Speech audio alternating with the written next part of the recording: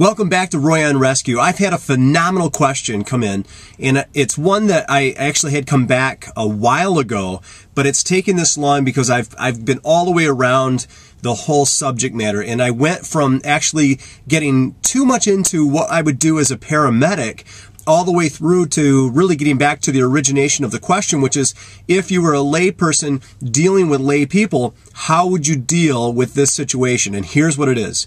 The Rescue 3 team out in California emailed me regarding the desert race crash that happened some time ago now, where a racer went off a jump into a crowd of people.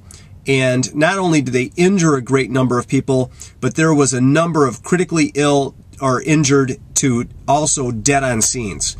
And one of the biggest problems that happened with this accident was that they didn't have a response system, a professional response system there for over an hour. That's the golden hour. So what I've done in this time since they've asked me this question is I went back to my colleagues that work still full-time with an ambulance company. I spoke with 2 different dispatchers and formulated basically what you're going to get today. And this is how it goes. When you have a situation where there are more than one patient on scene, it convolutes the whole situation, especially the less providers you have on scene. It just complicates things tremendously because there's more work to do than one person can handle. One of the factors that makes this incredibly difficult is having to triage. Triage is a term that we use when there are multiple patients that need to be evaluated that are all different levels of being critical or non-critical. For example, we have everything from, well, it's usually color-coded. So if you look at like a triage tag, there are these perforated little levels to it. And I was going to get a card, but I just haven't been able to get my hands on one, that you rip off as the person gets more and more critical until virtually it ends at black. And it's color-coded, so you've got green, yellow, red, black, I believe is the way it runs. It also has little symbols on it.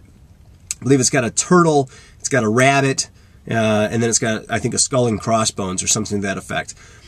Green means usually that the person is in need of being seen by a medical professional and evaluated, but they're probably your walking wounded. They're the people that have bumps, bruises, pain, but they're not critical. No airway problems, no breathing problems, no circulation problems, no fractures.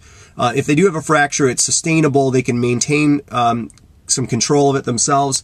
These individuals, again, are your non-critical. They're going to be the last to go when ambulances arrive or when the air vac comes. Then you have your yellows. These are individuals that are awake. They are a little more serious than a walking wounded. So they probably either have maybe some paleness.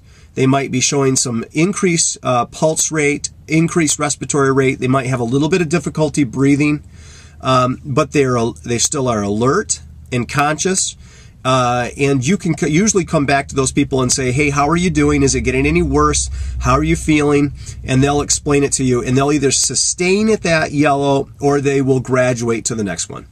Red are those individuals who are in shock, but they are breathing on their own. These people are seriously injured, but they are breathing on their own. They could even be unconscious, but again, they are breathing on their own.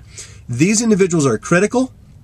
They are your priority ones. They are the people that are going to be getting off scene as fast as possible when emergency medical services arrive, or any transportation service at this point. And we can scale this thing. I mean, we can talk about 3 patients to 30 patients to 300 patients to 3,000 patients. The system works virtually the same no matter how many patients you have. Now, where I got in trouble was that I started to try to think of a way that we could actually build this training format where you could educate bystanders quickly so that you could actually create this triage team.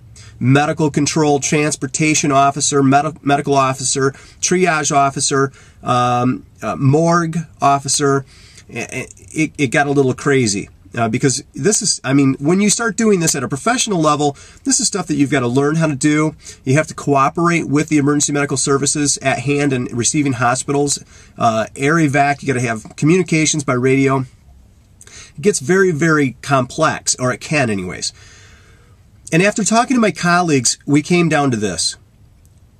We're going to do the best we can with what we've got. Now, granted, you're going to have people that are off-duty nurses, off-duty paramedics, EMTs, firefighters, doctors, PAs, clinicians, people that know first aid. These individuals are everywhere, but they've got to be encouraged and organized to come out of the woodwork.